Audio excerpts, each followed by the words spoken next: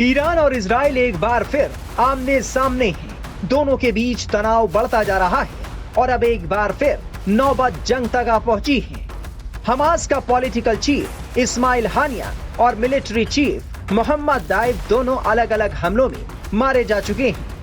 दूसरी तरफ हिजबुल्लाह का मिलिट्री कमांडर फुआद शुकर भी बैरूत में इजराइल की एयर स्ट्राइक में मारा गया है।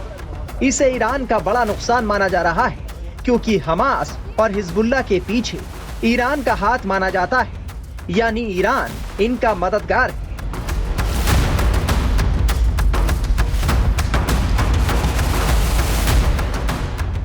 हमास के राजनीतिक प्रमुख इस्माइल हानिया की तेहरान में हत्या के बाद ईरान ने इजराइल के खिलाफ जवाबी कार्रवाई की तैयारी शुरू कर दी है।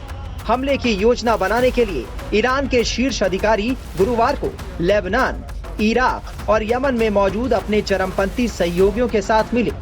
इस दौरान हानिया की हत्या का बदला लेने के लिए इजराइल के खिलाफ संभावित कार्रवाई पर चर्चा हुई। बता दें कि 31 जुलाई की सुबह तड़के तेहरान में एक हवाई हमले में इस्माइल हानिया की मौत हो गई थी। वो उत्तरी तेहरान के एक सैन्य परिसर में सो रहे थे जब उन्हें निशाना बनाया गया।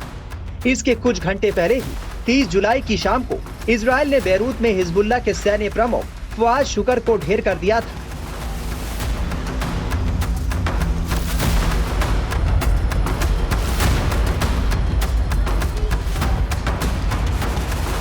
कुछ ही घंटों में दो प्रमुख चरमपंथी संगठनों के शीर्ष नेताओं की हत्या के बाद क्षेत्र में इजराइल और ईरान और उसके सहयोगियों के बीच संघर्ष बढ़ना तय माना जा रहा है। ईरान के सर्वोच्च नेता आयतुल्लाह अली खामेनाई ने हानिया की हत्या का बदला लेने के लिए इजराइल पर सीधा हमला करने का आदेश दिया है। खामेनाई ने हानिया की हत्या का बदला लेना फर्ज बताया है। उन्होंने कहा कि हमारी जमीन पर हमारे मेहमान की हत्या करते अपराधी और आतंकवादी जायोनी शासन ने अपनी सजा का आधार तैयार कर लिया है। उधर लेबनानी शिया संगठन हिजबुल्लाह ने भी इजराइल को अंजाम भुगतने की धमकी दी है। हिजबुल्लाह के मिलिट्री चीफ फुआद के नमाज जनाजा में बोलते हुए नसरुल्लाह ने कहा कि हिजबुल्लाह गाजा और फिलिस्तीनी लोगों के लिए अपने समर्थन की कीमत चुका रहा है।